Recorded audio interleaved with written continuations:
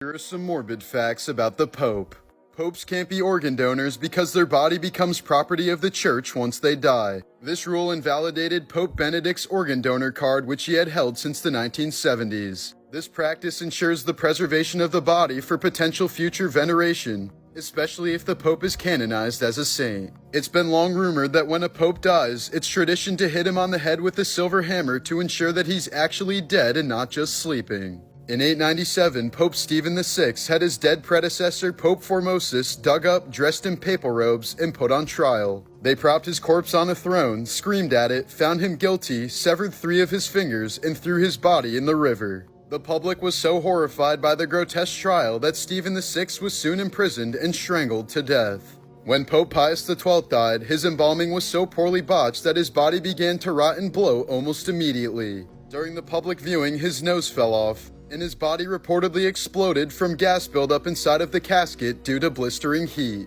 In 1981, a Turkish man shot Pope John Paul II 4 times but didn't kill him. After the Pope recovered, he visited the assassin in prison and gave him his forgiveness. The assassin was soon pardoned at the Pope's request, and 33 years after his crime, he visited the Vatican and laid flowers on the Pope's tomb.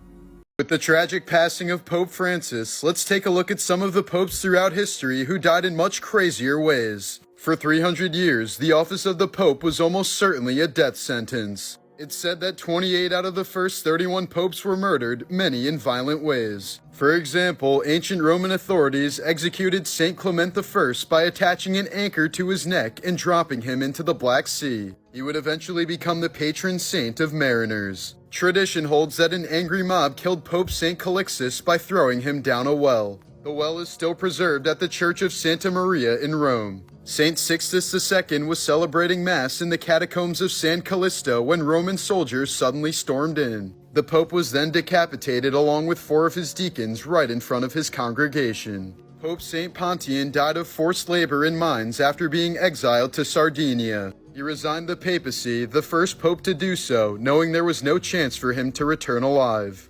It's widely rumored that Pope Paul II died of a heart attack in 1471 while being sodomized by a page boy. Legend has it that Pope Adrian IV, the only English pope in history, died after choking on a fly that flew into his mouth while he was drinking wine. On his deathbed in 1492, Innocent VIII's doctors reportedly tried to revive him by transfusing blood from 3 young boys. All 3 children reportedly died from the experiment, and the Pope died shortly afterwards. It's often cited as one of the first recorded and failed blood transfusions. Pope Saint Clement II died suddenly in 1047, just 1 year into his reign. Nearly 1,000 years later, in 1959, a medical exam of his body revealed dangerously high levels of lead, suggesting he was actually poisoned. And last but not least, considered by many to have been the worst pope in history, the reign of Pope John XII involved gambling with church funds, ordaining a child bishop, and allegedly toasting to the devil. It's widely believed that he either died of a stroke while having sex with a married woman or was beaten to death by her husband.